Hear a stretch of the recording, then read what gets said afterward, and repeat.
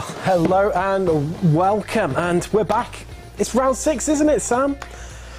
And we're at the Nurburgring in Germany for the Apex Racing League F3 Super Series with VRS. Halfway point in the season, Sam. Yeah, and it's been a few terrific rounds so far, hasn't it? I mean, every single round we just think that was good. Maybe that good next round. But it's just been 5 absolute barnstormers, and well, we're into the second half of the season. For me, the true acid test was Zandvoort. You can't overtake around there. It's processional. It's boring. Yeah, that didn't happen, didn't it? The drivers clearly didn't get the memo, and wow, we had an absolute cracker, even from that Dutch track that you can understand why F1 stopped going there so many years ago, really, can't you?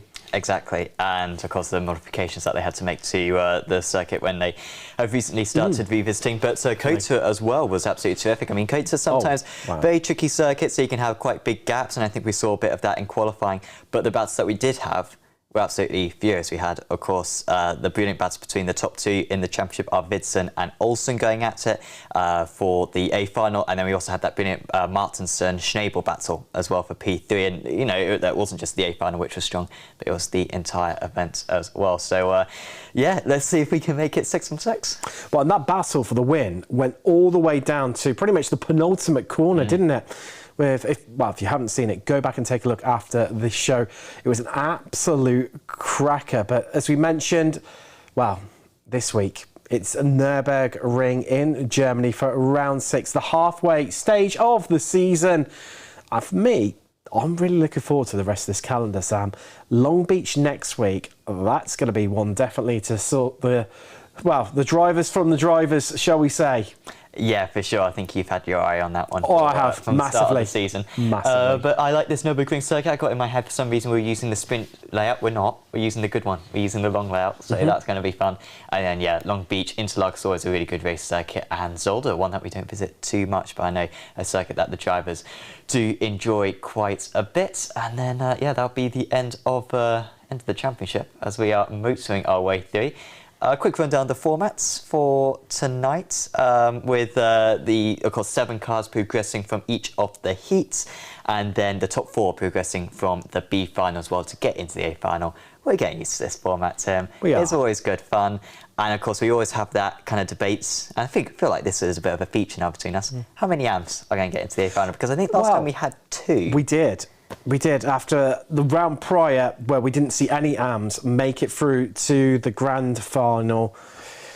Oh, Sam, it's going to be a tricky one, isn't it? Because I think there's going to be a few casualties. We'll get into the track map very shortly.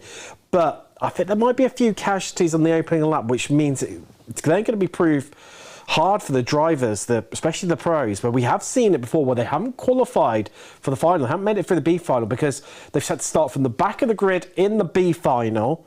Obviously, the top 4 progress out of that, and well, they just haven't been able to make it through the field. Yeah, exactly, and that's kind of shows how important it is. Even if you don't make it through the heats, get into a decent position so at least you're high up on the grid for these, because if you can, as a pro driver, those B finals can be very simple for you if you're able to do that. But we've got a couple new AM drivers as well, actually. We've got Alexander Rockenbach joining the series, and also Smerik as well. So a couple of new AMs. I'll go for 2 AMs again. I'll play it safe. I think we've got 7 or 8 AMs out there tonight, so a few more than we usually do. Let's see if I think a couple of them might be able to make their way through. Looking forward to seeing Alex Rockenbach. I've seen him quite a few times. He's not a bad driver indeed, and possibly even should be in the Pro-Am, but that's a further discussion. Let's take a little look, though, shall we, at the track. And it's tight, technical. There's normally, on the opening lap, a few incidents in the Mercedes arena area. So those first sort of set of corners, you can just see kicking off the lap there, turns 1, 2, 3 and 4. Normally it sort of compresses and pinches where you stop going left, and that turn 4 where it kicks back in again is where it gets a bit tight, gets a bit feisty, especially with drivers trying to progress early on. Yeah, that new kind of section, I say it's new, it's about 20 years old, but very different to the rest of the circuit. I think the rest of the circuit is quite unique, where the corners are sort of very similar, the fact that they're all very cambered, the fact that it's lots of like left and right, and then you've got that first sector, as you were saying before, which is a really good racing sector. I mean, you can really go alongside for so much of that. You know, if you get a good run through turn 3, you can have the inside for turn 4. So it is a good place to race, not a good place to drive, but I think the rest of it makes up for it, because I really like this circuit, honestly, Tim. I think this has got a fantastic flow to it. And yeah, this is why I like the Grand Prix version, because 6, 7, 8, and then into the Schumacher S's. You miss all that on the sprint tracker, but we have it tonight. We do. I've really enjoyed turn 6. You can carry quite a bit more speed through it than what you think you can, and then that sort of run into turn 8, the big hairpin, where possible to go side by side through there, Sam, or not?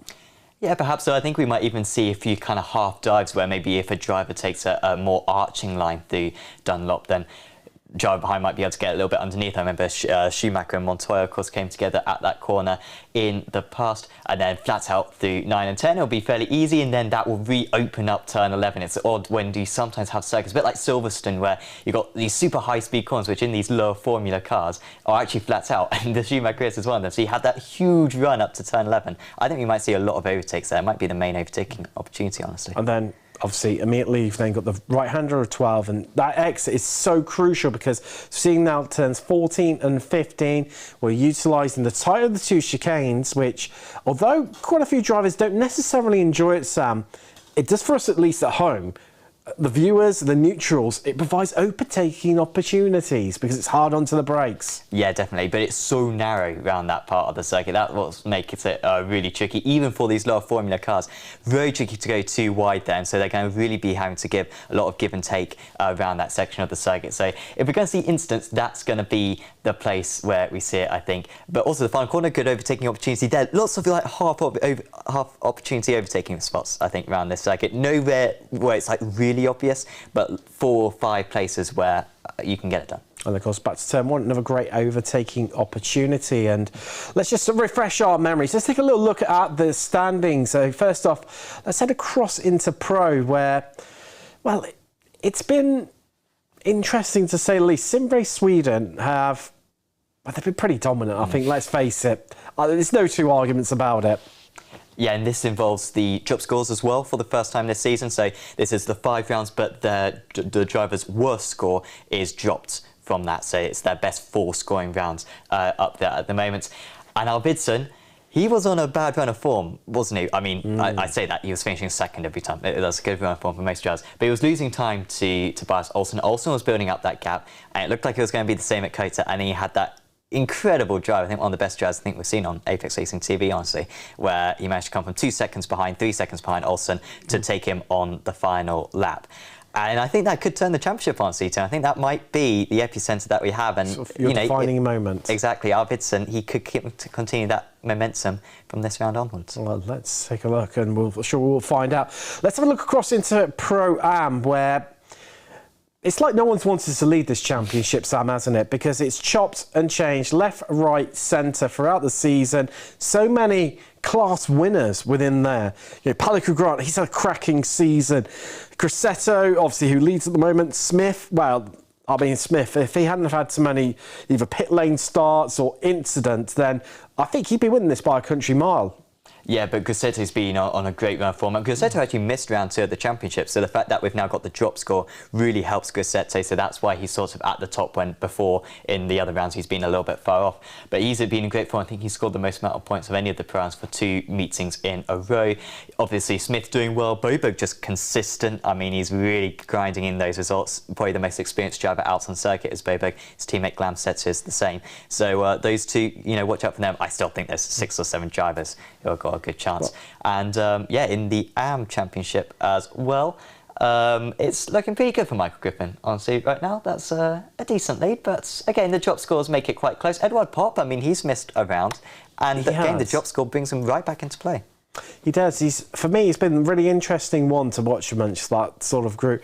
I mean, Brewer as well, he's had a bit of mixed fortunes, and I mean, if you look at the points to spread, between Brewer in 5th and Griffin leading, there's only well, 54 points separating them. But I mean, realistically, if you take our, from Charney in second to Brewer in fifth, there's only 20 odd points that cover those guys. So it could go absolutely any way between those guys. All it takes is 1 or 2 bad rounds, but it completely blows it right open. Yeah, absolutely. Yeah, and of course, if you can get like a good run as an amateur driver, get into that A final, a few instants ahead, that's like a P12 potentially, and that's a good haul of points potentially for you. So, yeah, real opportunity for those AMs, and yeah, again, 5 or 6 drivers who could still take the title. Let's take mentioning obviously the team aspect as well of this championship. Well, I think no surprise really, is there? Sim Race Sweden. They've got the maximum points, by the way, I think in 3 of the 5 rounds so far, where I think Arvidsson and Olsen have won both their heats or each, and then also got the A final as well. So I think the maximum amount of points, they're like 30 points short of the most amount of points they could have possibly scored. They're dominant, basically. Augmentech strong second. Obviously, they're a great team. Crips Racing grinding in those results. HBDS, Smith and Voss could certainly make that up by the end of the season. But I mean, yeah, Sim Race Sweden they look good. That's not flattering to them. That's how quick they've been. They've been head and shoulders above the rest, haven't they? But I'll tell you what, let's find out what's going to happen today. We're going to head to a quick break. We'll see you on the other side for qualifying live from the Nurburgring.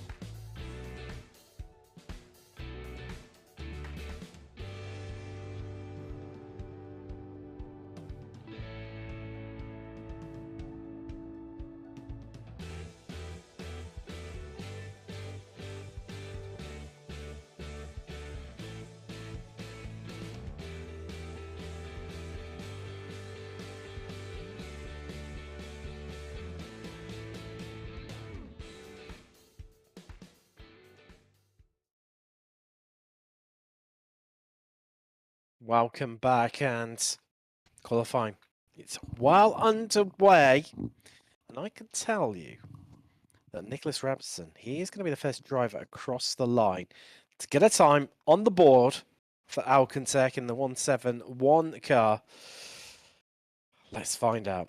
What sort of times are we going to expect to get things kick-started initially? However, as we know from this series, well, it gets quicker and quicker as each lap goes by, as the session progresses. And of course, open qualifying, Sam, that means that the drivers can slipstream one another. Bit of team tactics coming into play here today. Yeah, I always like this format. I think a lot of the drivers find it quite refreshing as well compared to the very standard lone qualifying that you get in the official series normal. So that, yeah, will be something that they'll have to think about, albeit, at least at the moment, Arvidsson a little bit by himself out on circuit as the first few times are putting in, and Sandstrom and Olsen a little bit short of Arvidsson, but like you were saying before, we expect the best times to be coming in on lap 2, 3, 4, maybe even 5 if they're that quick enough around the circuit. And by the way, this should be a very fun qualifying because no one's got any pit lane starts. We only had one protest, no penalties back at Kota, and so no one's got any pit lane starts to serve. So yeah, everyone's free to do as many laps as they like. Right on board with Alex Rogenberg, one of the newcomers to the league. Straight into Am. and second in class, in qualifying, 16th overall at the moment. But right now, well, it's all about the Scandies and how they are locking out the first 2 rows of the grid. Arvidsson, Sandstrom, Olsen and Rasmussen taking the first 2 rows, first 4 spots.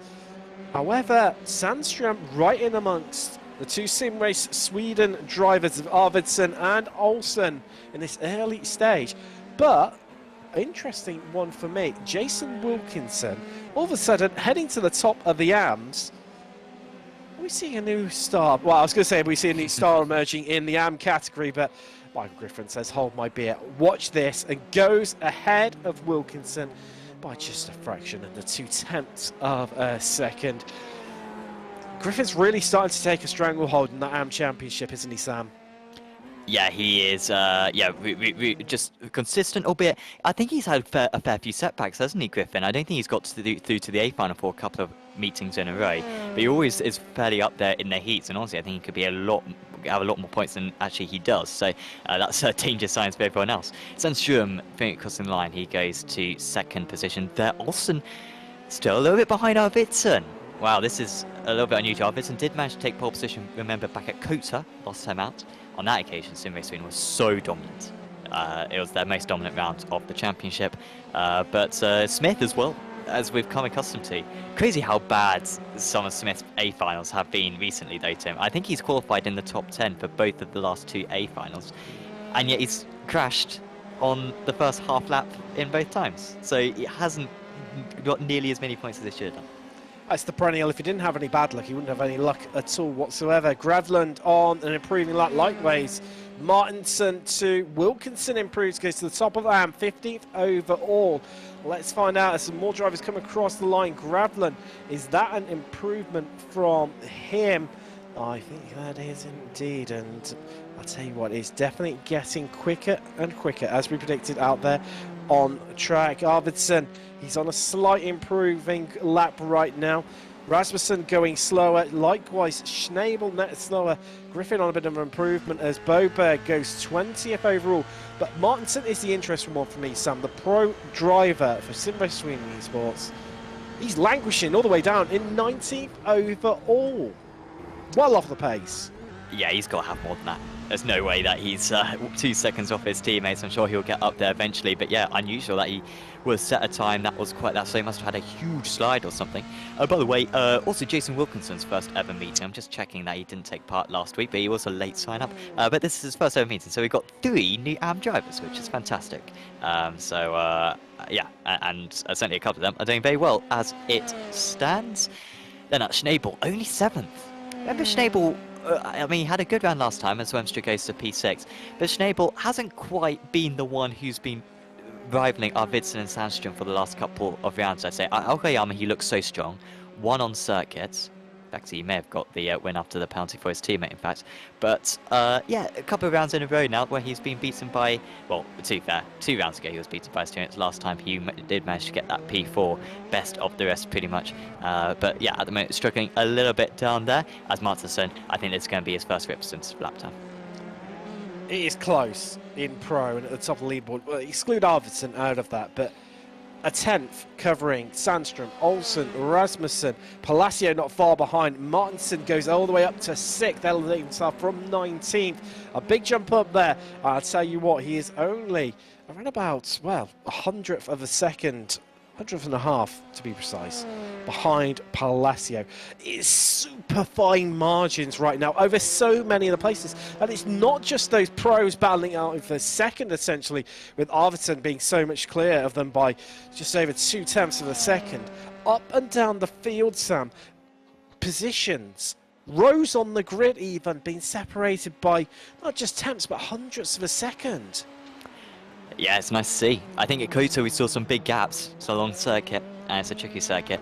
Here, as you'd expect, much more experience for these drivers, and they are delivering. Rasmussen, he's going to be top of the Alcantech drivers. Remember how strong he was back at Zandvoort? He's absolutely on fire. He needs to get in amongst the Sim Race Sweden drivers. Apologies, his teammate Sandstrom is currently ahead of him, my bad. But Rasmussen crosses the line. He goes 4th position, so not much of, no improvement on the grid for him. What can Schnabel do? Can he get up there? No, he can't. It's only P9, it's an improvement, but it's not enough to move him up. Jack Reeve, he needs a good round. He's missed 2 rounds this season. However, he was brilliant back at Monza. I'd still have him as a chance of winning the Pro-Am Championship. Can he get up into the top 10? Yes, he can. 10th place, only behind Aaron Smith, who he's good friends with.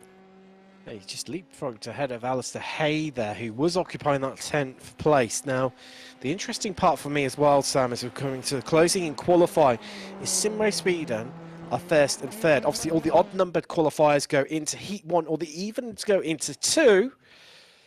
So we're going to have 2 Sim Race Sweden drivers at the front, on the front row in Heat 1, 2 Alcantech drivers on the front row in Heat 2. You get the feeling that they might just try and lock this one out in their respective heats. Just say as well, is this the first time we've had Arvidsson and Olsen in the same heat this season?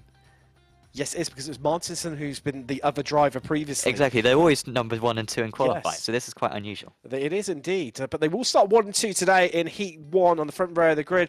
Palacio and Zvemstra are on the second row, with Schnabel lining up alongside Alistair Hay on the third row of the grid. Vestman has Glamset of company on the 4th row, with top AM qualifier Charney starts alongside Chuck Mara on the 5th row of the grid, and round out your top 10. Wilkinson, he starts alongside championship leader in AM Griffin on the 6th row of the grid, with Dorian Arroyo and Edward Pop rounding out your 14-car grid for Heat 1.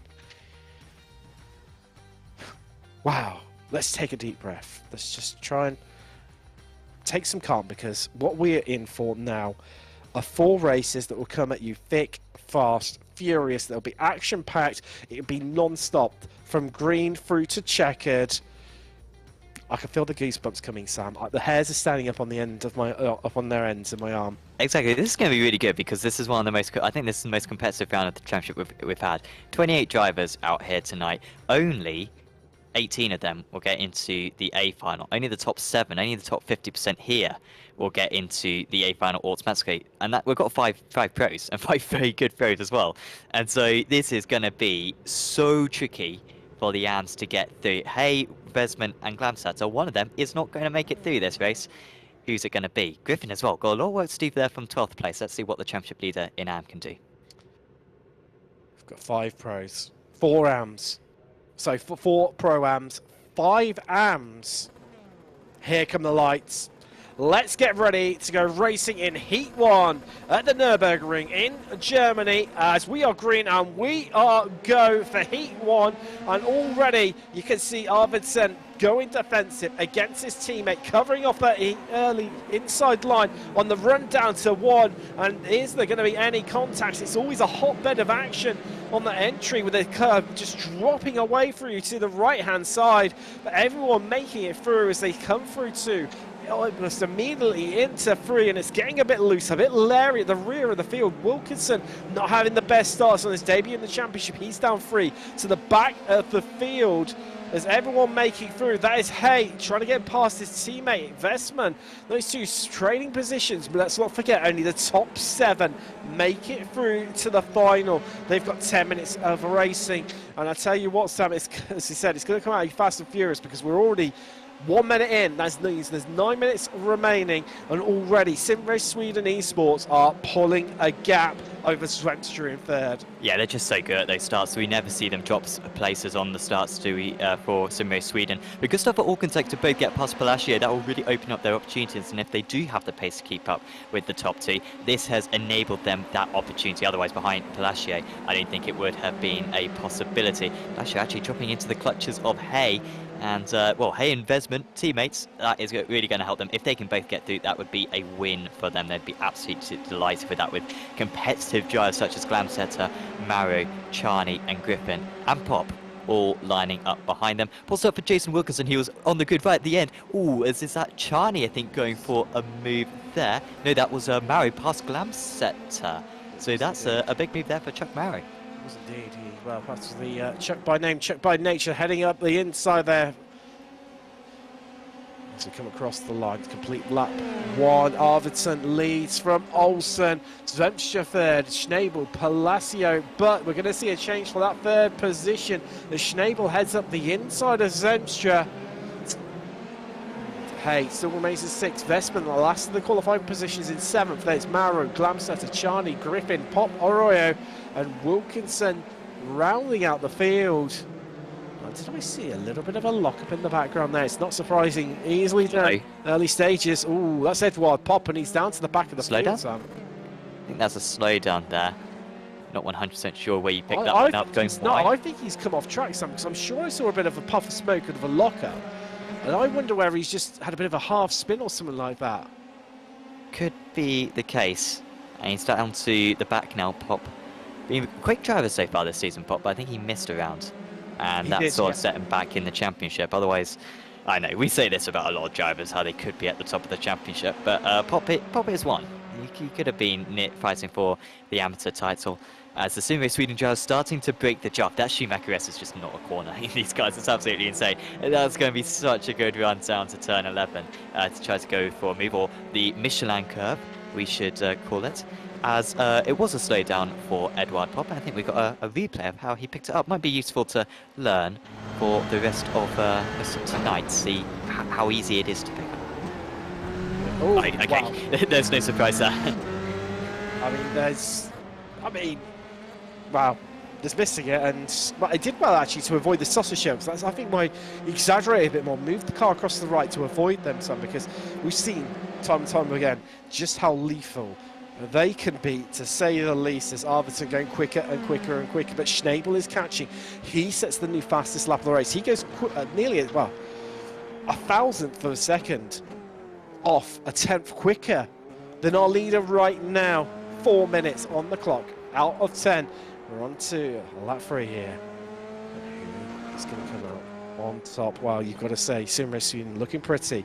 Looking at the top 2. There's 2 Alcantech cars with Schnabel and Zemstra. Palacio, but it feels like he's been a little bit ganged up by the 2 respective teams ahead of him. He's dropped those 2 places off the start, having started in 3rd, and then likewise it's those 2 cars at the top of AM locking up those last 2 qualification spots, and they are pulling away from Mauro, who now has a second to find just to get up to the back of Vestman. I don't think we've ever had 4 teams have drivers next to one another in an Apex Racing League event. And we've only got 14 drivers. We've got Arvidsson and Olsen as a pair for Sim Race Sweden, Schnabel and Zwemstra for Alcantech, Hay and Vesman for Shazoo. You mentioned all them before, but we've also got Pop and Arroyo for Force International Racing Team in 13th and 14th. And if you really want to push that limitation, you can say Griffin and Wilkinson are both privateers and are currently 11th and 12th. So I'm going for 5 out of a maximum 7, which is very unusual. It's cool to see. These drivers are similar pace to one another, and they are going to help each other out, I'm sure, whenever it is possible. So yeah, very, very aesthetic right now on our timing towers. You can go more further than that, Sam, because you've got the 2 teammates at the top and bookending the field, both ends, and then Shazoo practically slap bang in the middle. Fans of patterns, but out onto another lap we go. There's Olsen, sorry, Schnabel trying to close the gap on Olsen. But that could be a dicey move to try and make on your teammate into turn 1. They almost touch wings, but managed to avoid doing so. But they're so evenly matched, and it feels like Olsen's just feeling like he's being held up by Arvidsson at the moment. Just that little bit. Of course, these 2, as you mentioned earlier, Sam, so used to being in separate heats, clearing off into the distance, not having to worry, and taking the heat victories. But now they're finding that they're being evenly matched. They're up against their teammate directly. This is going to have a big implication to the point standings, because now they're in the same heat. They can't win both of their heats. One of these 2 has got to come second, or at least behind the other. That's assuming Arvidsson does win this, or Olsen wins it, vice versa, sort of thing. So it's not just the points they're going to be losing out from not winning, or coming above one another in the final. They've also got the direct heat to worry about too. Yeah, it's just an extra race. Usually they're only racing against one another once an evening, but this time it's 2. So yeah, even more important for them to beat one another. Anyone who maybe hasn't seen the previous rounds or didn't see Kota last week, you might be thinking, oh, they're not going to race against one another. Yeah, they're going to race against one another. They made contact twice at Kota last time out. One off the race start, down a straight, and then also the final sector at Kota as well on the final lap. So they will go for it if they have a chance. Glamset is going to go for it. He is getting past Chuck Maro, although Maro much quicker, and Glamset was way too passive right there, albeit you can understand why. Because that is an awful chicane, frankly, because it's way too narrow. You certainly need to widen it. Guys, we've had so many years to widen it. Why don't you do it? But it is still super narrow and not very good to race with whatsoever. Palacio under huge pressure from Hay. Palacio just not with that qualifying pace, but he's holding on for 5th right now. Maro Glamset raining on supremely as the background as that's Glamset too close on the inside there. And when the track just drops away, lost the rear, where it lost the grip, and around he went. Still amazingly remains in 9th, such as the gap he had between himself and Charlie, but those two battling really wasn't helping each other because that's just allowed Vestman to open up that gap more and more and to look even more comfortable in that crucial 7th place. We said the top 7 progressing straight to the final. Shout out to the Apex Racing League admins for putting some fantastic class orientation out there. Sam? Sorry? Who are the league admins? It's clearly some very good looking people. Check out the late Apex on a Monday evening to see what they look like. I'll be the skinny one on the left then, I'm guessing. yeah. He's very fetching. And the top 5 are all pros. Next 4 are pro-ams, and the bottom 5 are the ams. So it's a lovely fruit salad, as we were saying last time. And yeah, that's good stuff right there. So great work from those guys. Quick shout out to them. Check out apexracingleague.com. Sign up for more series. This game, ooh, well, using the curb there to rotate the car, Olsen. It's getting closer and closer, these two. Well, it's just seeing the clock already. 9 minutes, 5 seconds complete. That means the white flag is going to be in the air when they cross the line. 1 lap left remaining in Heat 1. Here we go. Who's going to come out with the win? Is it going to be Arvidsson? Is it going to be Olsen? Time running out. Olsen knows he has a look up the inside. Is that the right move? Not close enough. Enough to make Arvidsson just think about it twice. So they head through Mercedes, through turns 2, through turns 3. And then into 4. Who's going to get the best SDK out of here? Well, I'll tell you what, it looks like Arvidsson, because Olsen just seemed to have come offline a bit early on, obviously through turn 1, where didn't hit the apex, where he was trying to make Arvidsson look. And it seemed to just get him offline for the rest of Mercedes, Sam, and he couldn't quite get it back there. Oh, it's so tentative around that part of the circuit. It's not a grippy circuit, this. I mean, anyone who's driven on the combined layout knows that once you get onto the Nordschleife, it's so much more satisfying because this part of the circuit just feels so slick, it feels so slippery compared to the much grippier kind of extension of the track. And around that part of the circuit, it certainly looked like Olsen was like that, as you're saying, offline, and he was really struggling to keep the car straight on corner exits, and he's not going to win this one, Tobias Olsen. And Isaac Arvidsson, after that last lap move at Kota, what a change in the championship that has launched. And if he wins this, then the championship is going to be really close. Really close. Down to 0.4 of a second, but you need to be way closer for the final chicane. Olsen is going to have to try his luck in the A final, but of course he's going to be 2 places down on Arvidsson for the A final. So brilliant work from the car 113. Oh, was that almost nearly a bit of contact there between Olsen and Arvidsson? Coming through the chicane. I'm not sure. It looked to me a little bit close, but, well, Arvidsson, the history books will show he won by 6 attempts. It's not been that close all race long. Olsen second, Schnabel third, Jemster, Palacio, Hay Investment all make it through to the final. They are your top 7. And Maro in the end, well, that battling with Glamsetter hurt him badly. But he will start on the front row for the Constellation final, the B final, won't he, Sam? And that's going to stand him in good chance of getting through. Of course, only the top 4 from that race making it through to the final. Yeah, and the good news for those drivers who didn't progress was that at least the other drivers who didn't progress weren't pros. Sometimes you can have it so that maybe if a pro finishes in P8, you're like, oh yeah, that's one of the guaranteed spots. But in fact, I think anyone, that's going to be very competitive. Let's go into the second race. Lots of pro-ams in this one. Sandstrom up at the top. He's looking in very good form. He's got his teammate Nicholas Rasmussen, who was very good form actually a couple of weeks ago back at Zandvoort. That is Martinson, who's not looking so much on form. Here at least, but I wouldn't bet against him to win this race. And Smith, always very strong in the heats. He's up there in P4. Then it's Jack Reeve, Palakuri Grant, and Fabio Grassetto. Grassetto winning more points than anyone else in the Pro-Ams in the last couple of rounds. Then it is Boberg, Gravland, Russell, then Boberg, Wolfetova, Spence, Roggenbach, and Cochran. Cochran not on the grid at the moment. He's not going to make the grid. Let's go. Go, here come the lights, and let's get ready to go racing for the second time this evening. It's Heat 2 is green, and we are go. And the run down to turn 1 is fully on here.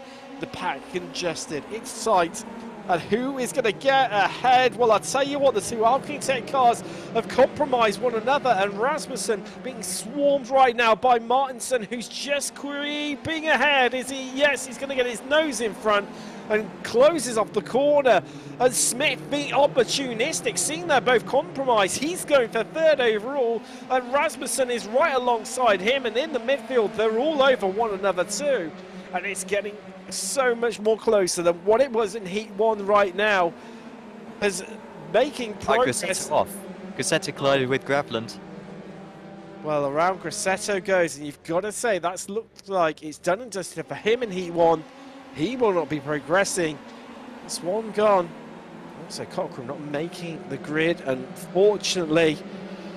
So 13 runners and riders. Grassetto, well, he's well off the pace, 6 seconds off the back of the field, so you could say we're down technically to 12 in some ways. But this is not over until the checker flies. Anything can happen between now and then, as we've got moves happening all around here. There's Boberg making progress. Gravland drops a couple of places. Grant having a right royal battle there with Smith. Reeve involved too. There's everyone moving around the Grant. Still track even, still side by side for so many of these positions, as Boberg is absolutely all over the top of Russell right now. To come onto the brakes, into the chicane, bouncing across the curbs, goes Russell, gets himself up into 7th. Ahead of him though, that is Rasmussen and Smith. Smith really trying to fly the flags right now for the AM drivers, marginally ahead. He's going to be on the inside line into turn 1. Can he stay there? Can he keep hold of this third position? Let's find out who's going to be the last of the late breakers. Well, it looks like it's Smith, and he pushes Rasmussen out wide to shut the door right in his face. But Rasmussen says, no, you don't. It's not that easy. I'm coming back at you, but can't quite get enough alongside. Has to back out of it. Now looking for the late apex. This is Smith just trying to cover him off. The exit out of 4 and wind the cars up on the run down towards Lean and then into Ford. Great racing by Smith there, Sam. Yeah, that was great work. Let's see if he can hold on to it. I think he has got the pace on, so to beat Rasmussen, it would be some result for a Pro-Am driver to get onto the podium in a heat race. Boberg all over the back of Russell. They're both up 2 places so far, and here he goes again. Gravland, where is Gravland? So Gravland's down to P11. He went wide. He also made contact with Grassetto. I wonder if he's got damage, potentially, as we're actually going to get a replay of Grassetto's contact. Now, I think this one will be... There we go. So already, I think that was Reeve, who basically just didn't see Grassetto, drove him off the circuit, and then... No, I don't think Gravland really understood that. And I wonder if Gravland's got damage from that, because he's dropped a few places since. He's not had the best of times, has he, Gravland? I mean, start of the season, he was on fire, looked incredibly promising.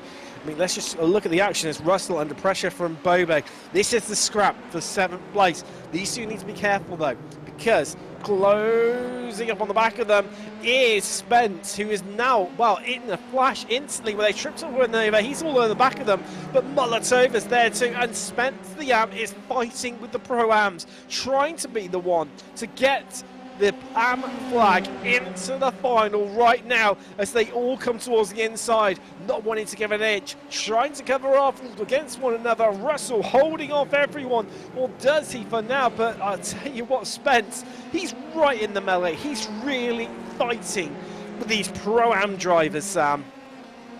Oh, brilliant work from Garrett Spence right now. Could see Molotova as well back. We've seen her not attend many of the rounds, and she was my pick for the Pro-Am Championship. It's not going to happen, unfortunately, but had a brilliant season in the F4s a couple of months ago, and she's really showing her potential right now. She's right with these established drivers, and just one of them will be going through to the A final. But Spence has been really quick, of course, again, another driver who's missed a few rounds, but when he has turned out, he has been absolutely fantastic. And I think we've got a replay of Boberg on lap 1 with a little bit of an incident that he had.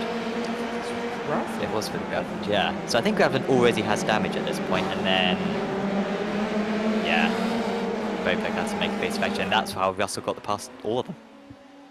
Well, and here they are now. Russell, Boberg, Spence, Molotova. 4 drivers, 1 place on the line to get yourself straight into the final.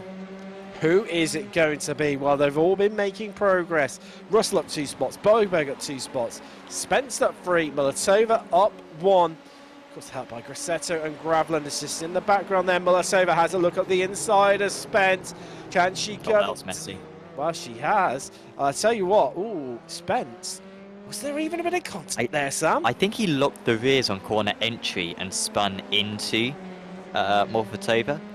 So I'm surprised actually that they didn't lose more time right there. But Grassetto's going to catch up now. Grassetto's well on course for catching up to Spence by the end of the race. 4 minutes to go. You can see him in the background there. Grassetto needs all the points he can get and all the positions he can get for the B final. Remember, championship leader Fabio Grassetto, man in form in the championship. And yeah, not happening for him right now. He really needs some better positions in this heat.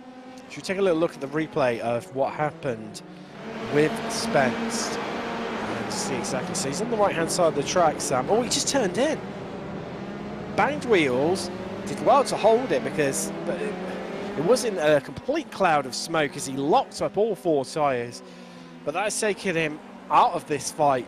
Although if all 3 of them start battling, he will be right back in amongst things. He's got 2 seconds to try and find somewhere. Has Garrett Spence, the American, can he get one of the AM cars straight into the final? Our time is running out because we've got 3 minutes 20 seconds on the clock, and that is Martinson. I mean, Sam, you were saying he was running a bit slow in qualifying, but the way he's fighting with Sandstrom right now, you would never have guessed that as... Oh, Smith's connection is shoddy. He disappeared for a second there. I heard body parts as well. You know, crunching against the floor. Wow. I was going to say about that Smith, where, you know, sometimes when you sort of have that slight disconnect, the car sort of flows itself up in the air and slams back down again. Obviously, to the cars, you know, everyone watching around you, but to yourself in the cockpit, it's business as usual, no difference whatsoever. As they come past the BMW line, it's game on between the 2 Swedes. Sandstrom versus Martinson. Martinson on the outside, squeezed by Sandstrom, forces him out into the grass as much as he can on corner exit. It's all perfectly legal though for now, but if this gets even more fierce, then you have to wonder how the steward's going to get involved post-race for a decision. But Martinson right on the heels of Sandstrom, hot on them in fact. As well, Sandstrom just covers it off casually, lets the car roll into Berlin. Forward they go. Who's got the best exit? Is it Sandstrom? Is Martinson going to have a bit of a lunge? I think he's a bit too far back, but he is closing. He takes about half a temp out of Sandstrom as they come through Dunlop on the run up to the Schumacher S's now. And I tell you what, he's maintained that gap Sam, I mean, surely into the final chicane, that's where Martinson is going to have a good look. I think it'll be here. There you go. Well He's got such a good run through the Schumacher crest. It's easy flat, and here's his best opportunity of the race so far. Off the circuit goes Sandstrom, but he won't pick up a slowdown. He'll just pick up a 1x, and he's fine to pick up a few more of them with such a short first race. 12 instants, remember, the drivers can get up to, but Smith is right with these drivers now. And Sandstrom's doing everything he can. He's sort of sliding a lot, is Sandstrom right now. He's sort of overheating those tyres, and he might even wear out those tyres by the end. Smith is right with. Now, will he just wait behind, or will he try to pick them off one by one? I think probably waiting behind, get the race win. And if anything, I think a P2 would be nice, but a P1 as a fan would be absolutely epic. As Martinson, with a slight mistake there, his run heading down to the hairpin won't be nearly as good as it was on the last lap. But we saw it last week at Kota, where it was Schnabel and Martinson fighting all race long. The drivers behind spent, hey, there's contact. That is off Martinson going wide, and is Smith going to be able to pull alongside long enough? I don't think he is. I don't think he got quite enough of an advantage. No, has to settle for third. Has to set back in behind once again. Rasmussen, well, he still remains in fourth. Best seats in the house for watching the scrapping, the fighting, the absolute, well, dogfight you would describe it as, that's going on in front of them right now between the podium sitters in Heat 2. White flag flew when they crossed the line. 1 lap left to go. 1 set of opportunities remaining to get your move done. Who's going to take the victory? Well, Sandstrom looking comfortable at the moment. Half a second advantage over Martinson, who looks vulnerable to Smith. But Smith has fallen back a little bit, just drops back a little bit further. That might give Martinson the breathing space that he needs to bring this car home in second place. Rasmussen still sitting behind. Of course, we saw it last week at Kota, where we saw Martinson and Schnabel battle out all race long. The drivers behind just sat back watching, expecting them to have an instant fall off the road. They never did, and I think that's what we're going to see here as Sandstrom leading with 3 corners left remaining in Heat 2. Here's Ron Advan into the chicane, onto the brakes. Sandstrom just needs to bring the car home cleanly, but I tell you what, Martinson pushing, but he's made a slight mistake. He's lost about a 10th there as they come through. Coca-Cola for the final time. Sandstrom is going to take the victory here in Heat 2. Martinson second. Smith, it will hold on to third for the Pro-Ams. Great result for him. Rasmussen fourth. Reeve fifth, with Grant and Russell, last 2 drivers to make it through to the final. That means that all 9 pros managed to get through into the final. No AMs getting through to the A final at the moment. First time we've had that happen this season. I Certainly feel like, on the pro side. Yeah, there's always 1 or 2, but none of them even were close, were they? I think all of them finished in the top 5 in their respective heats. So, yeah, this is a competitive. Well, I say competitive, not necessarily in terms of like the peak level, because yeah, we don't have any pros. But I mean in terms of how close everyone's going to be. This is perhaps the most competitive B final we've had this season. And there's the grid. Chuck Marrow up on pole position. That's Boberg, Glamsetter, and Molfetova. Top 4 progressing. Charney, Grassetto surely will get through. Griffin hasn't got through to an A final for what feels like ages.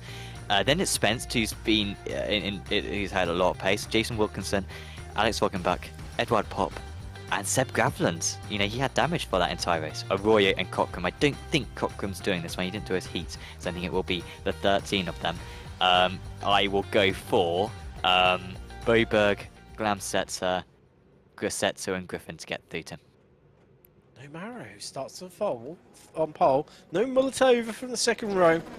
Well, let's find out, because here come the lights. Let's get ready for racing in the consolation final. We're green, we are go, and here we go. Top 4 will be getting through, but who are going to claim those places? Is it going to be TS? Is it going to be Tribulations? But Marrow and Boberg side by side on the entry into 1. No, and that's a spin. That's Boberg. He's off. He's out, and there's another Grassetto too. That's Grassetto. Oh, I'm not good at guessing stuff. Sorry, guys, that's a curse. 2 of my picks straight away down the pack, but I wouldn't rule them out. 14-minute race, we can definitely see them back up there by the end. But Marrow, not with a good launch whatsoever. He got the worst launch of the top 3, but he survived. Glamsetter in second place. Molfetova, Charney up into 4th position, and then it's so close behind that. Gravland with a strong start. He's up 6 places. It's Seb Gravland, but now only 5 places. Oh, that's off the circuit for Griffin, though. It's another one of my picks. He's gone as well. Oh, and he's in the wall. wall, and it's another B final, which Michael Griffin is unable to progress through. It has not been a great run of form, and his championship lead may be cut after this round. I am extremely worried and scared for Christian Jones because so far of your 4 picks, 3 of them have not even made it past lap 1 without finding the wall or contact with another car or spinning out. Good time to find out. Slightly longer race this one, 14 minutes as opposed to the 10-minute heats. Mauro leads from Gladsetter, Molotova, Charney, the AM driver, currently in 4th. Pressing through, can he hold it there? He's got about 6 tenths an advantage over Spence. Gravlin, well, what a drive from him, started at the back of the grid, all the way up into 6 places, having started 12th. A great opening lap from him, and we're still not quite done and dusted. Can he progress a little bit more, because he's all over the back of Spence. He's having a look, and he's going to give this a go. He slides into Coca-Cola, and he pulls himself alongside Spence as they come across the line. Spence is just in front, and he's squeezing the Dane down towards the inside. Pop is right behind them. He started 4 places behind, and he's opportunistic. He tries to find the shortest path, the biggest gap for him, but has to back out of it. And Gravland is ahead of Spence. What a drive from Sebastian Gravland. Yeah, so some stuff from Gravland right now, and I think he will feel confident that he can catch and pass Charney by the end of the race. So let's see the synchronized spinning then, with Boberg and Grossetti down at turn 1, because it was totally independent. Grossetti with a great start. Well, Boberg also with a great start, and then so Boberg really lost it by himself. Grossetti was very close to contact, to be fair, so I can sort of understand why he spun. But both of them, oh man, I think that's 1st and 3rd in the Pro-Am Championship, both spinning at the start of B final. That is rough. Ooh, as that was someone just going a little bit slowly coming out of that corner there. That was Jason Wilkinson, so Edward Pop. I think it was too. Well, I suppose the question now, I was going to say, couldn't Gravland climb any more places, but makes easier dispatch of Charney there, who knocks the AM driver out of 4th and out of the qualification places. Did Gravland climb any higher? That is the question, Sam, that we need to be asking, because he's definitely a man in form. Started at 12th, up into 4th, up an incredible 8 places. Let's take a little look. I think Roy's just made it past Wilson. Let's just take a little look at one of the replays we've got hold of here. And this is Griffin. Oh, well, he's lost it all by himself there, Sam, I'd say. Yeah, so that was just in front of him when I think, or just in front of him, sorry, was Gravland battling with, was it Spence, I think? And Gravland maybe just losing that position for a moment as I was watching that. And then, yeah, we saw just a complete lockup. Cold tires, perhaps, and going straight on. Wilkinson versus Dorian Arroyo. So Arroyo was able to make that move prior. Wilkinson, that's way too tight on the exit. He has no speed whatsoever. And Grossetti will go through as well. I'm sticking by my choice of Grossetti going through. He's going to make this, Tim. He's got 5.5 seconds to catch up. But he's quick. He can do this one, Ken Grossetti. He'll be past Dorian Arroyo before you know it, and already he's going for that move. And Boberg as well is trying to go with him. And Boberg is keeping up with Grossetti. So those two, after their awful start, you've got to feel like they've made their lives very tricky right now. But they've still got a chance. We never see these B finals be easy. As I said, Sam, it's not over until the checkered flag flies. A lot could happen between now and then. 9 minutes left on the clock, and this midfield scrap is, well, it's getting downright down and dirty. As there's Grossetti making his pace past Arroyo. As we see up front, Mauro is coming under pressure from Glamsetter, the Crits Racing driver. Right now all over the gearbox of the American in front of him.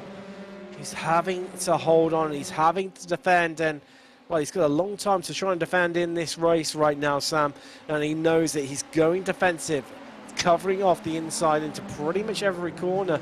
Oh, he's well ahead into, but no, he's lost it on the exit there, and here comes Glancetter, says, thank you very much, I'll take that big gap, and I'll come past your car, going slow, and into Coca-Cola curb. He is ahead. Great opportunistic move from Glamsetter there, but is he going to hold on to it? Because Mauro could come back to him, and he's pulled alongside the run down to turn 1. This might have worked out and is an inspired move as he's on the inside, but Glamsetter runs in too deep. Mara gives him plenty of space, and in doing so, tightened up his exit, slowed it down, and meant that he had a compromised exit, and Glamsetter could get on the power earlier. He was ahead, but Molotova now all over the back of the pair of them. Yeah, Molfatova's pace has been absolutely terrific. I really did not expect this good a form from Molfatova tonight, but she has absolutely turned up for Lead Poor Racing, and yeah, will pass Maro by the end of this race. 50.12 that last time out, fastest lap of the race. Yeah, Grosseto only doing a 50.44. I mean, that was with an overtake as well, it should be added, and had a few purple sectors, so I think Grosseto will be in the 49s before too long. But Molfatova's pace is very strong, and if she can keep up this, she'll easily get through. Maro keeping in the draft though of Glamset, he's catching up through the Schumacheresses. Molfatova a little bit cautious through the Schumacheresses there. I think there may have been a little bit of a lift through that section of the track. And so just allowing the top two to pull away ever so slightly. Still Gravland with that final qualifying spot. Charney, by the way, 0.3 of a second slower than Gravland on that last lap. So Gravland is pulling away in P4. He's doing everything he needs. Up until that last lap, Gravland was actually catching Molotova.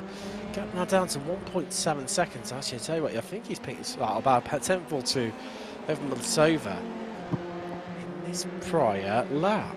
Now this is getting interesting because we're only at half race distance.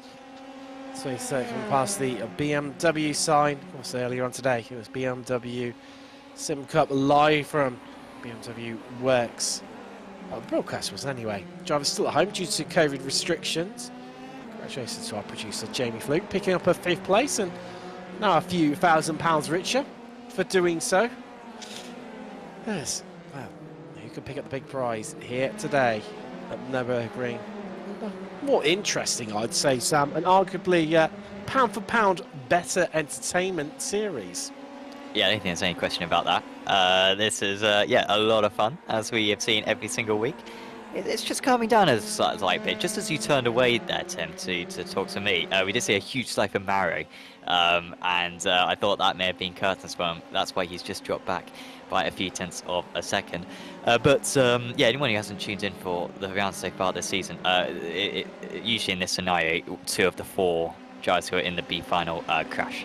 It's never this simple. There's no way that these 4 are going to get through. Something's going to happen, as we always see it. So yeah, who is going to make the mistake? And well, let's see if Charney, Spence, Pop, Grosseto or Boberg can have a late charge. Grosseto, half a second faster than all the race leaders. But he needs a bit more than that if he's going to be able to catch up. He needs a second and a half or so in order to catch and pass by the end of the race. Quick shout out, by the way, to one of our sponsors, SDK Gaming. They are the ones who provide our brilliant overlay that you see up on screen, including that little graphic you see at the bottom there, the lap time comparison graph. So fantastic for demonstrating everything that's going on in your races. Of course, we also use the live timing as well, and it's a fantastic heads-up display to calculate your fuel whilst you are racing, along with displaying all the information of what's going on out on track. So do check out sdk-game.co.uk in order for yourself to get a 2-week free trial.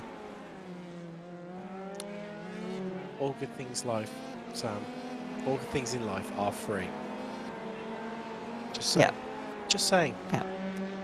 Just like Gravland has taken, it's now probably within the last lap and a half, about half a second out of Molotova. You can now visually see how close that gap is, and brilliant graphic displayed in the bottom right corner.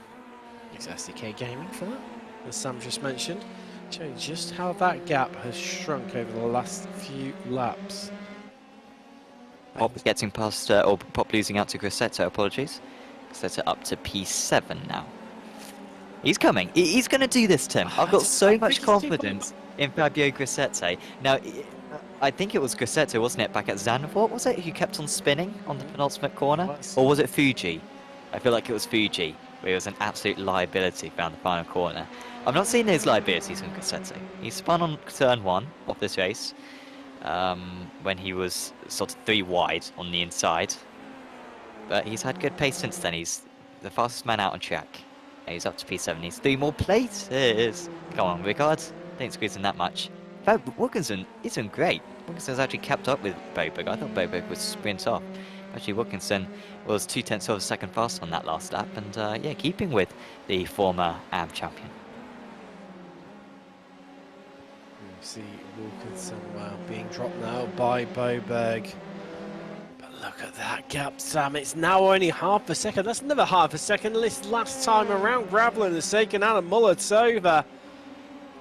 Oh, scrap that. I had to calculate it. 8 attempts, in fact.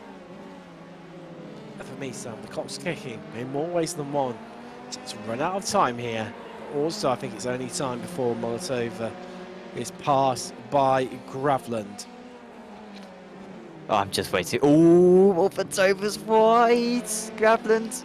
Molfatova's still fighting it. This is going to be losing them time, Charney. This is exactly what Charney needs, but I think Graveland's already going to be getting past. I don't think there's any response here.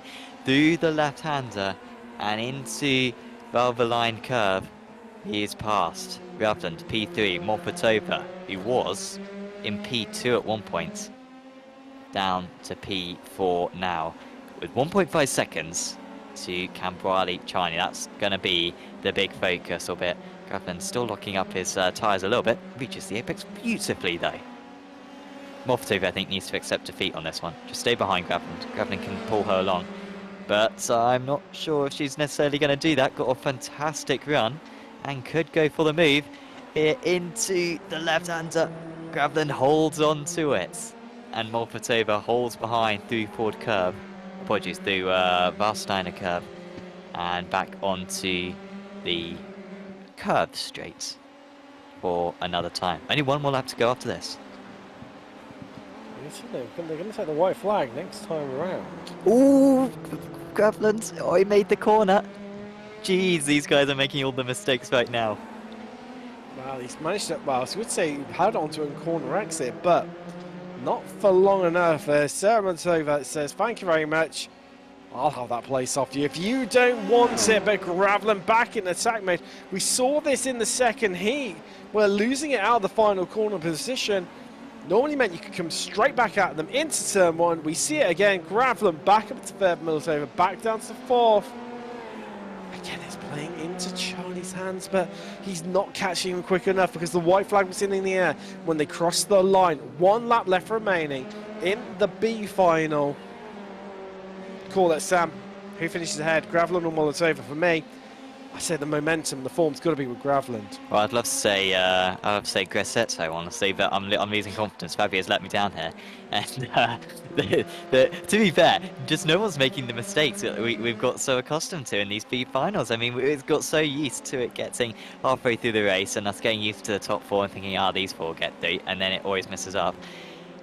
Right now, this is the same 4 that it was 10 minutes ago. And it looks good for them. As we reach the 14 minutes, checkered flag is being prepared right now. Seb Graveland is pulling away. Charney just has not quite had the pace. He's been in the mid-50s. He needs to be in the low 50s in order to make it up to these guys. You can see Spence behind. You can see Grassetto chasing behind Grassetto. Oh, and there is the spin. Of course, there's going to be the spin. They do make contact, and Grassetto might get through after all as Charney moves up into P4. But does he have damage, Charney? There goes Grassetto straight through into P4. Oh. And he is going to be able to do it after all. Spence out of just not being able to hold on whatsoever, but he will still push it to the line. Grassetto with everything that he needs. The Pro-Am Championship leader, the man who crashed on lap 1 in his heat, the man who crashed in the Constellation as well on lap 1. Glamsetto wins, Mario in second place, Molfatova in third place, and Fabio Grassetto, the 206,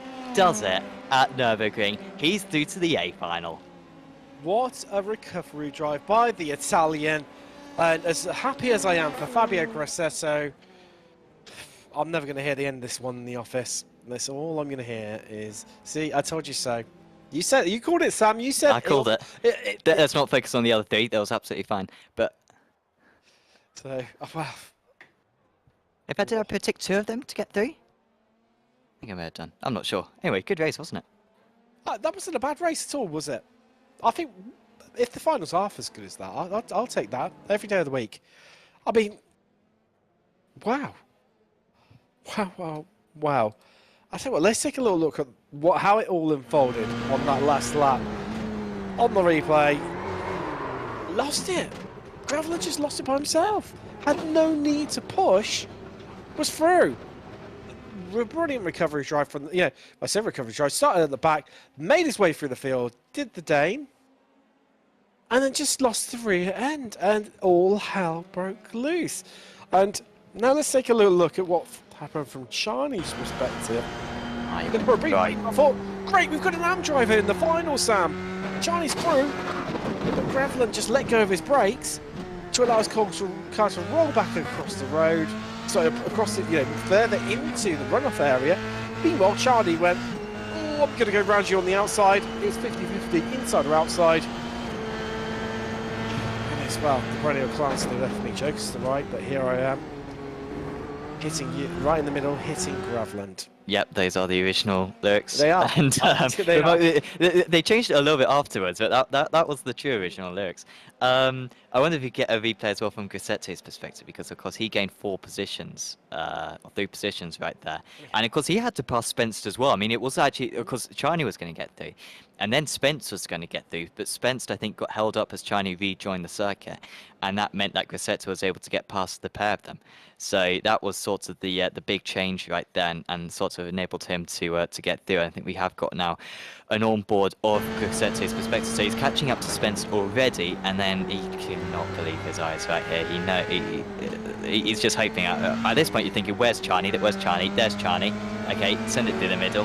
And yeah, Spence just lost too much time. He was almost too close to Charney when he rejoined, had to get out of the throttle. Grissette, meanwhile, could just go flat out through the middle of the pair.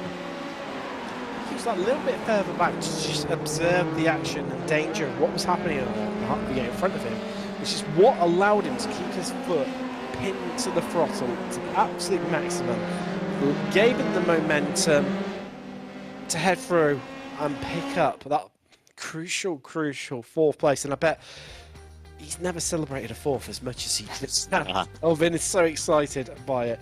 Let's take a little look at those results for you in Heat 1, just with this one session before the grand final. Arvidsson, Olsen, Schnabel, Zemstra, Palacio, Hay, Investment all made it through, with Mara, Glamsat, Charney, Griffin, Wilson, Pop and Arroyo heading across into the B final that we've just witnessed. Heat 2, it was Sandstrom, Martinson, Smith, Rasmussen, Reeve, Grant and Russell all made it through in the top 7, with Boasberg, Montova not making it through. Grissette, Spence, Roebuck, Graveland and Cockram, who obviously didn't make the start in any of the races. B final, well, it's Glamtes and Mauro. Great battle from them. Mulatova. And then Fabio Grissette. That's Scania Motorsport. Great move from him in the end. Bit of luck in his way. He was through to the final. Last drive through, of which here is your grid for the final. Arvidsson starts on the front row with Sandstrom. Olsen, he's just on the second row with teammate Martinson. The third row is Schnabel and Pro-Am driver, had a great run in his heat. Smith. Zemstra has Rasmussen for company on the 4th row, with the 5th row and top 10 being rounded out by Palacio and Jack Reeve. 6th row is Alistair Hay and Paliku Grant, with Vestman and Russell starting from the 7th row of the grid. 8th row, it's Glamsetta and Mauro, with the 9th row being Molotova and Fabio Grissette, making it in by the skin of his teeth, but he did it. And here come the lights. Let's get hyped, everyone, because the grand final is green. It is go, and we are away down to turn 1. Who will come out on top? And I tell you what, Sim Race Sweden are panicking. They're in trouble. They're trying to move around because Sandstrom in that Alcantech F3 is trying to find a way through. He's a bit compromised off the exit. There's a lock-up in the background. Everyone in the midfield has made it through, as they all filter around there side by side. Right in the background, there's nearly contact between Olsen and Martinson, the two teammates in the midfield. They're tripping up over one another, and Schnabel can see it, and there's a spin. Martinson. Around. That is right, Sam. It's Martinson. He is around Amaro, I think, as well. Yeah, something big's happened to Maro, I think. I think he might have significant damage because he's dropped way down. Oh, and off the circuit goes Schnabel as well. That's going to hurt Alcantech's opportunities. He should be able to slow it down before he rejoins the circuit at least. But Schnabel with a big hit there. And Palacio as well, going off the other side of the circuit. So close, heading through the left and right there on that part of the track. So it's Arvidsson leading the way. Sandstrom keeping that second place, but boy, did he have to fight for it. Also managed to survive all of that. Smith having a terrific round, but and actually manages to get through the first half lap on an A final for the first time in about a month. It's Zwemstra in 5th position, then it's Reeve, Rasmussen up 1 place, Grant, Vesman and Russell all up 4 places each. Not as much as your man Fabio Grassetto, up in 5 places into 13th. Actually helped by Schnabel, Martinson, Palacio, and Maro all coming off the track. Is that Vesman? Just be. He's in a bit of trouble because that is Philip Russell pulling alongside onto the brakes. Surely this is going to be Russell through, and yes, he's got the move done. Great move from the Brit there, and I tell you what, it's happening up in front of them too, as Rasmussen side by side with Grant Am. So Pro versus Pro Am right now, and there's a drag race on down the start-finish straight. But you see there, I tell you what, just tucking himself back in. Oh, Olsen ahead of Sandstrom. They're full wide.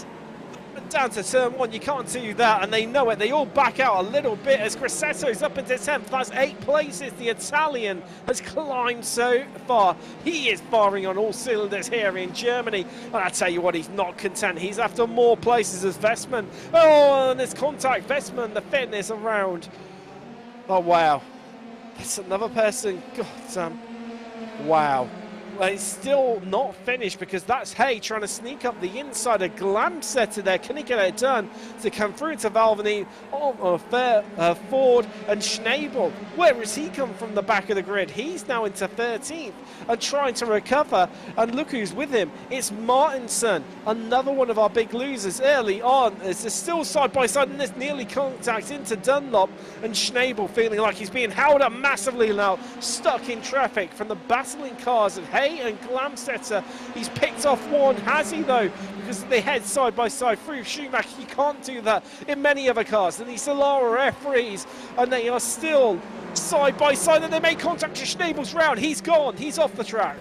Yeah, unfortunately hasn't reached the barrier, but that was always going to happen. He was running so close there, and that's the problem when you have a poor start. It really puts you into the firing line. Rasmussen eventually kept ahead of Grant. I think all of that battle with Grant, I think it started off with him going for a move on Reeve. Wasn't successful, and he then had to spend a whole lap fending off from Palakui Grant instead. But Olsen up into 2nd position. Really important move there from Tobias Olsen. He's up ahead of Sandstrom now, and he's got a great chance at keeping up with the race leader. However, here comes Sandstrom once again. He's not giving up whatsoever. They come super close to contact. Olsen has to leave a lot more space for his rival, and it's not a brilliant cutback either, and Arvidsson is well on course for his 2nd consecutive double here and taking the championship lead because Olsen just cannot get that move done on Sandstrom. The Swede is just too competitive. Oh, no, they've collided. Smith has got past the pair of them, yeah. Oh, that's one of them around. That's Sandstrom around. And Olsen's continued to drop. I think Olsen's got big damage. Our championship leader. Sam, we've got 14 minutes of this left. I don't know if I can cope with this. Oh, yeah. Has he got damage or is he just sliding still? I think he's all right. It looks all right. I think it might just be a sip-in, I'm sure. John and Jamie in the production office be working their magic right now to try and drag us up a replay of that one. And a Pro-Am driver is in 2nd overall right now. But it is close because I tell you what, Setstra and Reeve are right onto the back of them. Let's take a little look at the replay that has caused this jumbled up scenario that we've got right now. What's the contact stand? Yeah, I think that was Olsen's fault as well, honestly. And then Olsen, I don't think that was the wise thing to do there. He's gone to basically in reverse because he sort of thought that the track was blocked, and then also that's not a very good rejoin either. So it was a bit more time than he really needed to there, Olsen, and that's why he stayed down so many places. That's Palacio make his way past Molotova, or does he? Is they're going to be decided in the braking zone? Well, no, it's not. Molotova just tucking back in behind us. Oh, Reeves got past. Yeah, Reeves got past Zwemstra. What is going on here? Move away for a split second, and it all kicks off once again. As Reeve now ahead of Zwemstra, but is he for now? How much longer? Because I tell you what, Rasmussen, he's right in there. So is Palaku Grant. As they're side by side, Reeve and Zwemstra. Reeve does not want to give this someone up. He wants to make this 2 Pro-Ams on the podium overall here at the Nurburgring, and he keeps his nose in there. He is making this so difficult for the Dutchman Zwemstra, and I think he might hold on to this one, Sam, but no, Zwemstra just trying to keep his nose in there, just trying to aggravate Reeve a little bit, and there's contact, but Reeve holds on to it somehow by some stretch of the imagination, and that looked like it was going to end up in tears for not just the pair of them, because we've got Rasmus, Grant and Sandstrom all right behind these guys. Yeah, and Grant just losing out to Sandstrom there, so Alcantech now all in a line. Not anymore, because there's now a car between them. Reeve drops back behind Zwemstra, but I think Reeve's got as much pace as Zwemstra, so I think he will be able to keep up. Maybe a mistake from Zwemstra on that last lap. He did a 51.1, which seems awfully slow, but well, here comes Reeve again. Has he got the raceability with that straight line speed? It certainly looks like it. He's up the inside, heading into Michelin curve, but Zwemstra was better on the brakes there, and now here comes another one of those Alcantech drivers. They will be working together whenever possible, and it's Rasmussen who feels like a podium is very possible for him, and Sandstrom right there as well, who we know is very quick starting on the front row. Sandstrom should be much higher up than what he currently is. I think honestly he's my favourite for this podium position. As Reeve on the inside, they make contact, and that does open the line up for Rasmussen. They're still collided with one another. Terrible stuff there for Zwemstra and Reeve. They fought so well for half a lap or so, and they're still tagged. I hopefully don't get disqualified, guys, because driving backwards like that is going to cause you problems. Jack, drive the other way, honestly, mate, but he's got away with it, and they are right at the back. Changes from position, it's left, right, centre, as Russell having to defend from Glamsab, but hold on, look who's ahead of them, the man who just scraped into the grand final. Fabio Grassetto now up, having started at the back of the grid in 18th, 12 places into 6th. The Italian, it could not be going right any better for him right now, because he has got Grant, Sandstrom and Rasmussen right in his wake. Could this be a podium overall? I don't want you to answer that one, Sam, because after what happened at the start of the last race, we're all in carnage from your predictions. But it's... you never quite known the way things have been going here today. And it's just got a little bit warmer. The degrees have been turned up a little bit more. We're nearly at gas mark 6. I think Grassetto is going to be past it. He looks much faster than Grant right now. Grant's quick. But, well, Grant did a 52.4 on that last lap, which is quite slow there from Palakuri, but I think it was just because of the mess that was going on up ahead. I'd love to see a replay, actually, of what happened between Zwemstra and Reeve down at that chicane, maybe a little bit later on in the race, because, yeah, that was a mess right there. As here comes Grassetto, I think Grant knows when he's beaten, and he's beaten. Grassetto up to P5 now, never any doubt about him getting through to this A final whatsoever, and I've got all the confidence in the world for him. Put your house on this guy to get a podium. He's going to do it, guys. He's got Rasmussen and Sandstrom next up ahead. Russell still somehow defending from Glamsetter, who get frustrated behind him. It's hard to know where to look right now. Battles afoot, so many. Rasmussen and Sandstrom having a go at each other. They are teammates though, not that it stopped anyone. Then it is Grassetto, Grant, Russell holding off Glamsetter, and Martinson there too. But Glamsetter finally alongside Russell. Surely this is going to be the change for position as they come through. Well, the smoke from somebody's lockup, and Martinson stuck in a roadblock. Can't find the fastest line through the corner because it's being covered off by Grant and Glamsetter ahead. So, well, sorry, it was Glamsetter and Russell, but Russell just falling back behind the pair of them, dropping 2 places in as many corners there, Sam. So here's the Reeve replay once again. So this was Reeve versus Zwemstra. And so Reeve went for the move, and then he lost it, and then it was basically just lost it by himself, didn't he? It wasn't even as though he was like driving into like Zwemstra deliberately. He just lost under braking, and then he just couldn't control the car, and yeah, basically went straight into his rival. So, oh man, that's really rough for those two drivers. So it's Arvidsson leading by 3.7 seconds. Credit to Smith for maintaining that gap, and it's the second fastest man on track right now, so he very much deserves that second position right now. There's Rasmussen and Sandstrom, who haven't properly started to battle yet. I think they'll leave it basically for like a 1 or 2 lap shootout come the end of the race. Grosseto looking a little bit more comfortable in P5 ahead of Grant. Of course, no AMs in this race, no AMs qualified for the A final tonight. I think Chani was the highest placed AM earlier on, or Spenced, apologies. Was it Spenced? No, hang on, is Spenced in this one? No. No, Spence. I think Spence was the highest placed in the P final, so basically the winner of the AMs. But Smith currently winner of the Pro AMs, and Arvidsson winner of the Pros. Two pro drivers. It's not been the race for the pros here today, but they've taken it to them. The sun is shining down on them. And that's Arvidsson. Just sets the fastest sector 2 of anyone this race. 12 minutes approaching on the clock. Out of 18. Arvidsson leads from Smith, who's also your leader in Pro-Am. A Pro-Am on the podium overall in second. What a drive from him. Rasmussen third, Sandstrom fourth, Grosseto started at the back.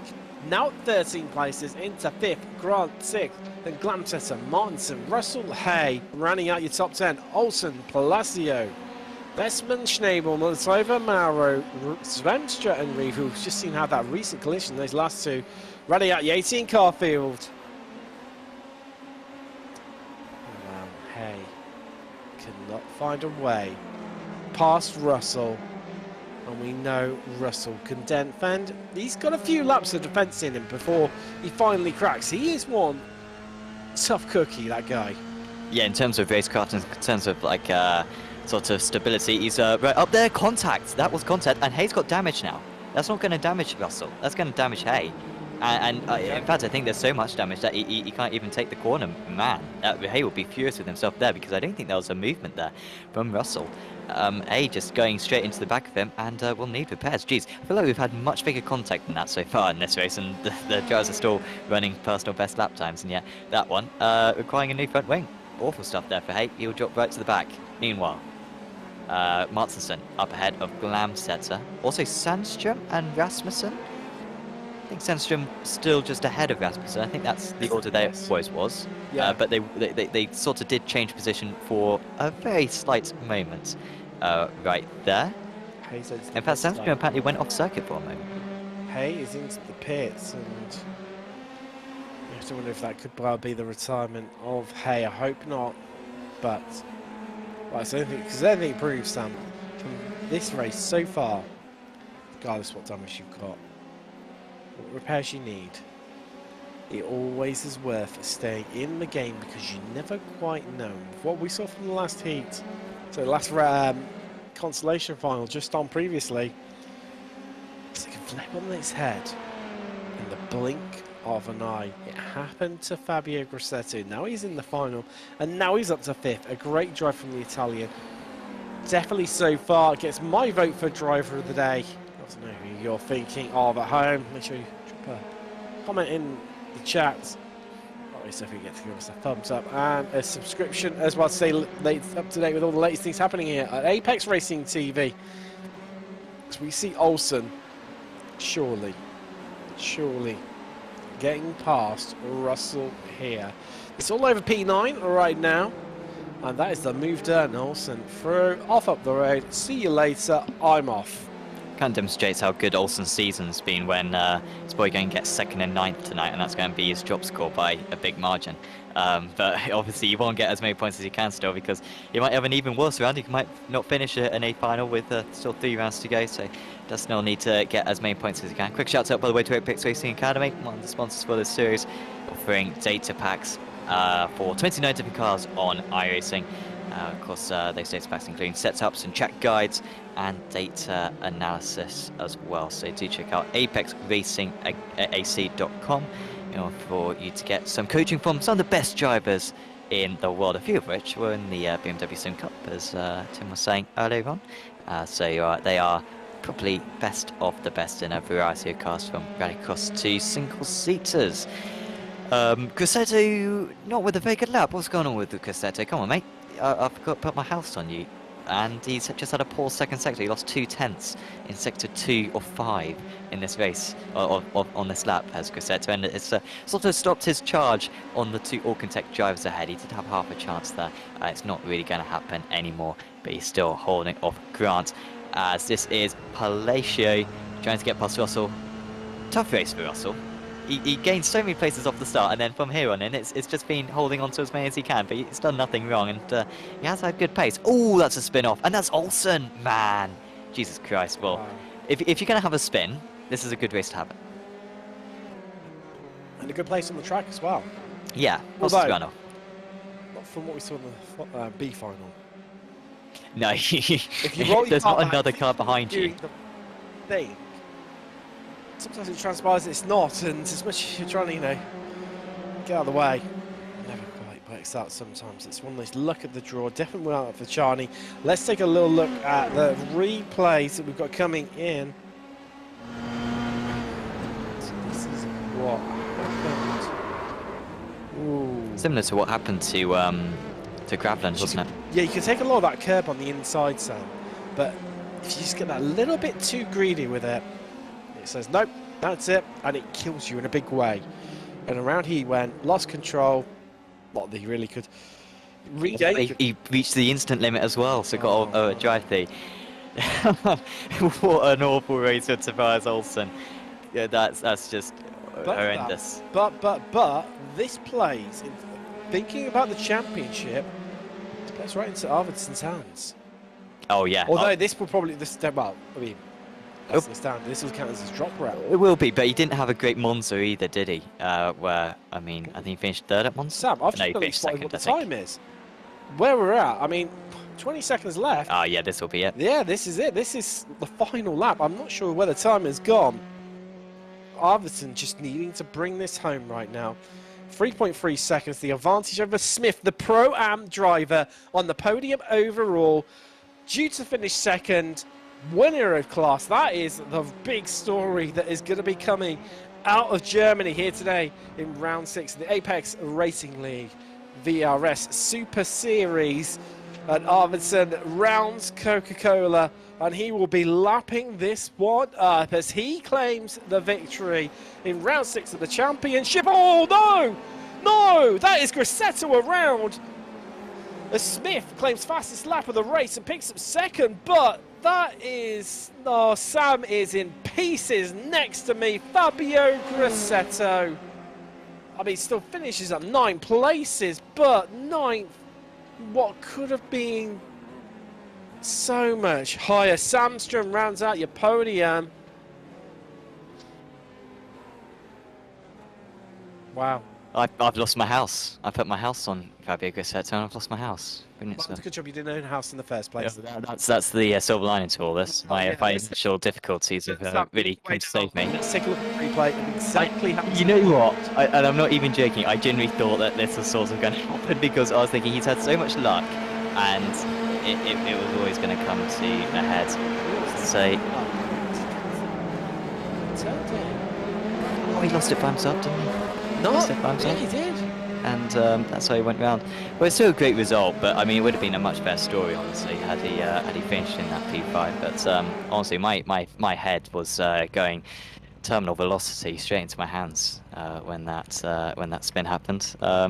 Sam, I think there's a good chance. Let's take a bit of a break. We'll see you back in the studios very shortly, where we'll have a look at the results, some of the race highlights, and chat to some of our drivers.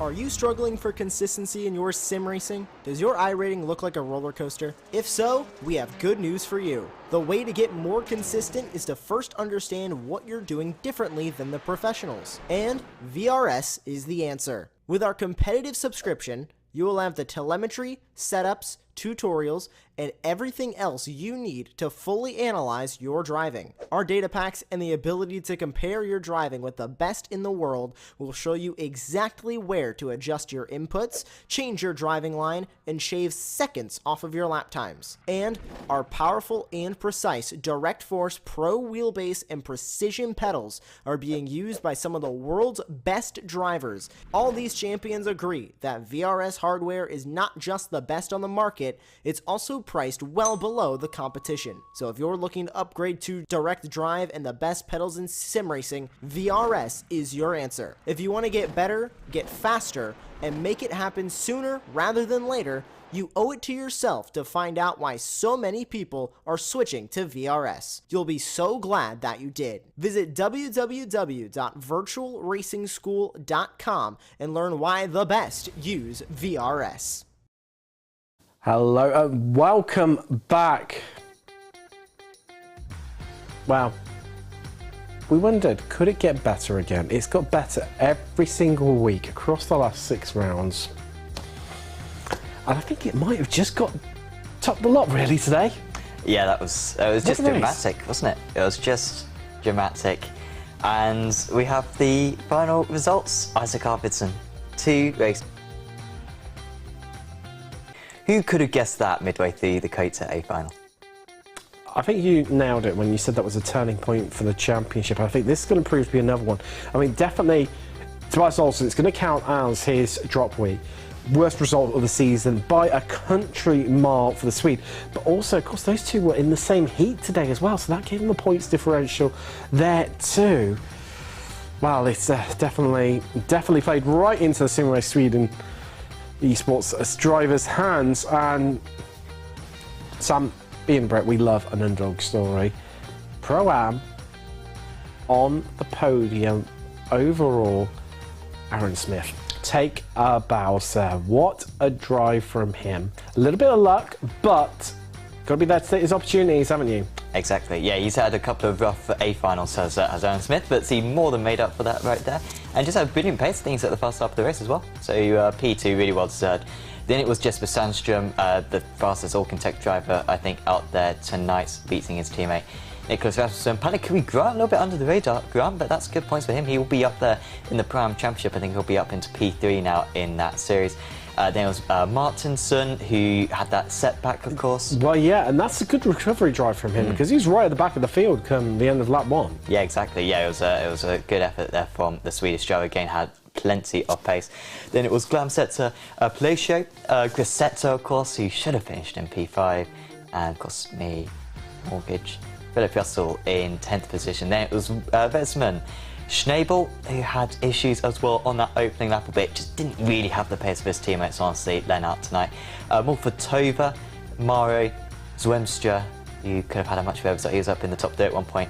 Olsen with a mare. Reeve, Reeve was up in P3, wasn't he, at one point? So many stories out there. And Alistair Hay having issues. So, yeah, but no, Reeve, I forgot about that. He could have had a huge point score. We were, for a brief second, on for a double Pro-Am overall podium finish. But, I mean, it's hard to know where to pick out of that lot. To try and pick a drive of the day. I mean, you could say Arvidsson, he's been clinical all evening. Haven't finished him hardly at all.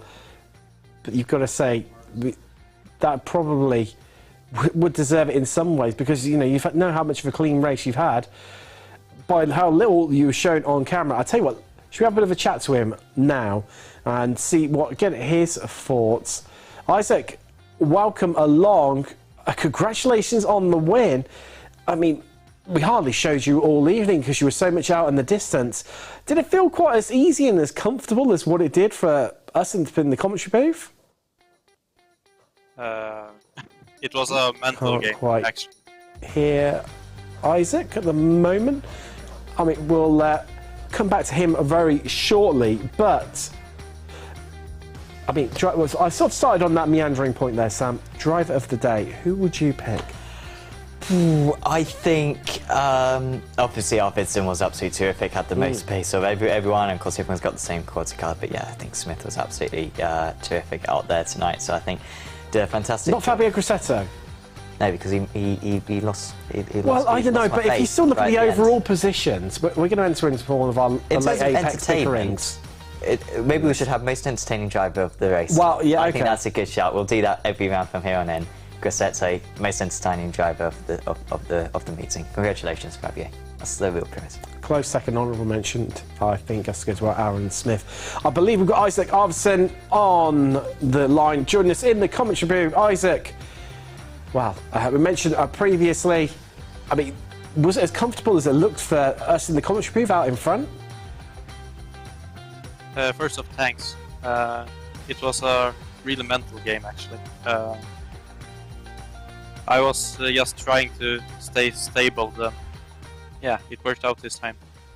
But most certainly it did indeed. I mean, once you saw Tobias sort of disappear from your mirrors, I mean, I'm sure that must have been a big weight gone from your shoulders.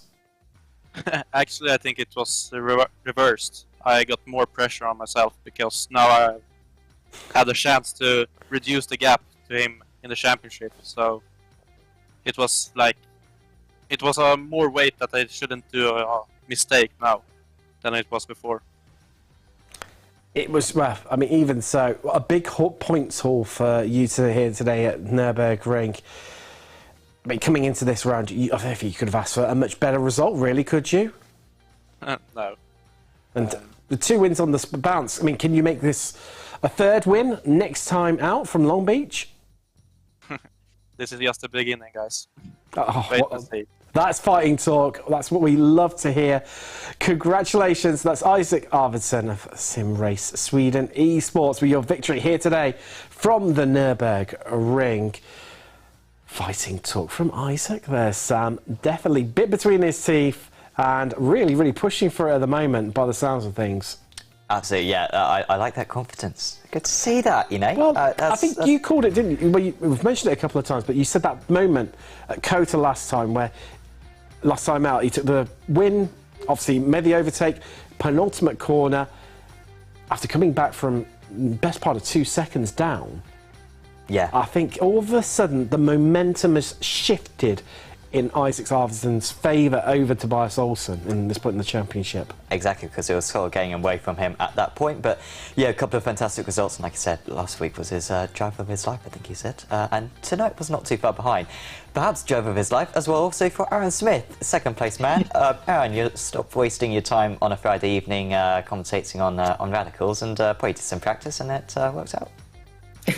I've been practicing so hard all of this week. It's been amazing. Genuinely, this whole week has been the car, the track, the setup. It's felt absolutely incredible, and it shows tonight. I had pretty much the same pace as Arvidsson. I think I set the fastest lap at the end as well. You did, yeah. So I definitely could have probably fought for the win, but I mean, I'll still take a P2. That is an incredible result for a Pro-Am, and it really boosts my championship hopes. And I genuinely don't think today could have gone any better, to be honest. Yeah, it was absolutely epic. Be honest, when you were watching that B final and you saw Fabio get through, were you a bit disappointed? Yeah, just a bit. Like, I was watching the broadcast instead of the actual race, and I was like, oh yeah, Fabio, like, he's not going to get through. And then all of a sudden, he just sneaks through. Which, I mean, you know, it's racing, it happens, and I bet he was feeling absolutely amazing. But, yeah, either way, I'm still way ahead in the championship. Well, that's a lot of confidence there, Aaron. Long Beach, next time out, it's a bit of a different challenge. No run-off areas, it's all or nothing. Do or die, as they say. How you fancy your chances, or do you think it's just going to be a complete and utter lottery? I actually I think I'm going to be up there again, same as this week. Can you go one better? Well, I hope so. Wow. But yeah, I'm oddly really good around those tight, twisty street circuits, and I'm excited for it. I bring on the challenge, and who knows, as you said, maybe I can go one better and win the whole thing, but there's only one way to find out. So I better get to it instantly, probably. Well, definitely. Well, it's Aaron Smith. Win it in Pro-Am. more crucially, second overall, the podium overall for a Pro-Am driver. That's what we love to see, isn't it, Sam? Next up, Jesper Sandstrom joins us. Jesper, well, I mean, anywhere sort of like further down from, well, first effectively, it was just a crazy race all race long, really. Yeah, I didn't really catch a break anytime. Well, I think you've summed it up very nicely there. It was just relentless, corner after corner, and could have gone absolutely anyway. I mean, to walk away with third, I think a bit of, would you say, a bit of luck, a bit of skill, a bit of combination of both, or a lot of luck? I think it's a combo. I mean, obviously I was very lucky to escape being smashed in the rear without getting any severe damage, and also I set up my car to be fast towards the end, which really paid off, because that's where I closed the gap and gained some positions. Definitely, and just talk us through in the final, those opening few corners you came around Mercedes, because there were cars left, right, centre. I mean, you must have had to have had your head on a complete like 360 swivel. I was mostly focused on not spinning myself. I recently got a new wheelbase, so I'm not very confident driving with it yet, so I can't really go on the limit, which really showed on the first couple of corners on cold tires. Which wheelbase did you go for? Went for a Magic Alpha Mini. Oh, nice. Nice indeed, definitely. We've asked all our drivers so far, how do you fancy chances at Long Beach? More of a lottery, or more you can bring your skill levels and you'll have a good result? Depends where I'll start. I mean, if I start from the back, it's gonna be a lottery if I make turn 1 or not, but if I'm up there, it's probably gonna be skill based. Oh, definitely. Well, we'll look forward to seeing how you get on. That is third place. Yes, Strandstrom for Alcantech. I think there's a lot of confident drivers. I mean, for me, Long Beach has always had to be a bit of luck, Sam, whereas they all think it's going to be more skill-based and there's going to be no luck involved. Yeah, it's an interesting one. I guess that qualifying will be high pressure, won't it? Yes. To really deliver on that lap. Even if you're skimming the walls, that's going to be a 0x and your lap point count. So you've got to make sure that you keep it within the walls and deliver. And yeah, from that point, it should be all good. I think we've got Palakui Grant also in with a chat with us. Palakui, great to have a chat with you once again. 5th place in the A final. 9 times out of 10, that's enough for the Pro-Am win. Tonight it was just Pro-Am 2nd place, but still an amazing result for yourself. Oh, yes, and thank you for bringing me on again. I mean, the thing is that Aaron just had pace. I've seen him before in a couple of the public matches. He just was able to bring it home, and all credit to him. I mean, he was absolutely blazing out there, and to be honest, this race for me was more playing it smart. I remember letting Jesper by, I think, down the straight when Jack was up there with the Alcantech drivers. I ended up gaining a position out of that, and that's really the story of this race. And just being able to stick by the pros and just racing my race, it turned into a good result. Yeah, it was really profitable for you throughout that A final. Talk us through your heat as well. If anything, I can't quite remember. You were heat 2, I believe. It seemed fairly crazy in that one. Yes, and for myself, it was just me and Jack for the majority of that race. When the race started, Jack really kept the pressure going for me and kept sticking his nose. So again, playing it smart, I decided to let Jack by and keep behind him all the way up until pretty much the end of the heat. Coming up to the final lap, I do remember coming around the final corner, I bottomed out on the curb and I went into sand, but thankfully it didn't do anything to my position as I finished 6th. So, I mean, keeping behind and turning down the aggression just a little bit seemed very profitable for me today, and I'm glad it worked out. Yeah, it works really well for yourself. Just trying to think, of course, you're from Hawaii, I believe. Long Beach, it's West Coast, and so in a way, compared to the rest of the US, you're very close to it, and so therefore I assume you're going to do very well. That's my logic, at least. It's only like 3,000 miles or something, isn't it? So I mean, yeah, basically only 3,000 miles. It's I'm hoping I do well. The last time I raced at Long Beach was with the Porsche Cup, so we'll see. I'm definitely gonna have to put the practice in there, and we're gonna have to keep it out of the wall. But if we can keep it clean, then we're on for a good result. So here's hoping. But yeah, 3,000 miles across the ocean. I think my job generally. is good, at least. I think I figured that one just about out. Well, thanks for having a chat with us, Palakui. Is there anyone you'd like to see give a shout out to? Yes, of course. Actually, I'd like to give a shout out to Apex Racing TV and the late Apex. You guys are doing a great job with that podcast. Keep it up. It's very informative, and I like actually keeping with the news. So thank you guys very much. And also, again, Wes, thanks for watching, and my Twitch chat, twitch.tv/thatracingdragon. Thank you very much for having me, you guys. Absolute pleasure. It's Palakui, as Sam said, good enough for 5th place overall, but only 2nd in class today. I mean, so unlucky. So unlucky. And I think we've got time for just one more. Garrett Spence going to join us now. Garrett.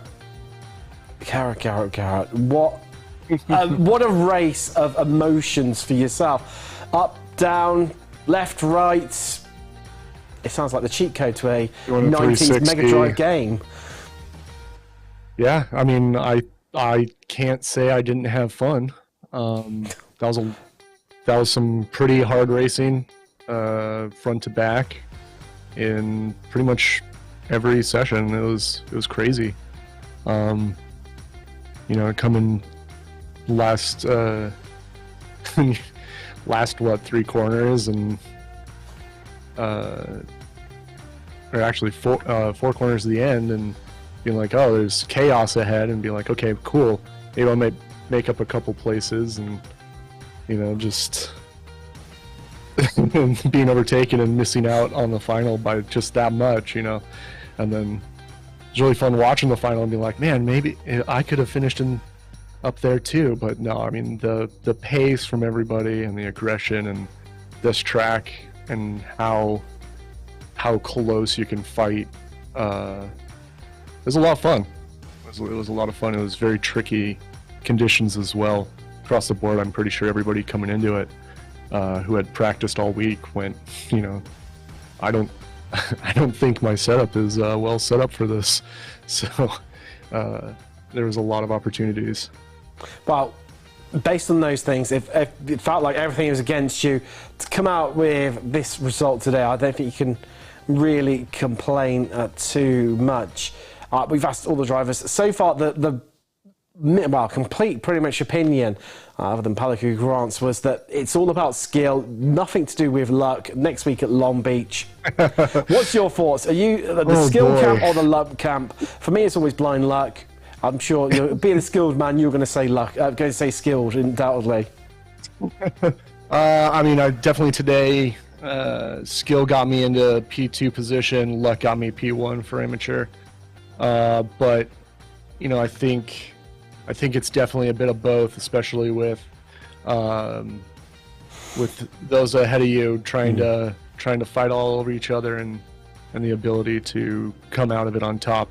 Definitely takes some luck, but if you don't have the skill, then you're not going to be in that position to have those sort of opportunities either. Most certainly. Well, congratulations. I think sure you've probably earned yourself a drink after that today, and we'll look forward to seeing you next time out at Long Beach. But, well, Sam, a borderline speechless after that one. Borderline speechless. What's Long Beach going to be like? Because I don't think it's going to be similar to the races that we've had, is it, Long Beach? Because it is tricky to overtake. Street circuit. If you get it wrong, that's it, game over, done. It's a drama circuit, is Long Beach. Oh, not definitely for the third best. party in the neutrals. Yeah. Definitely drama. I think it'll be...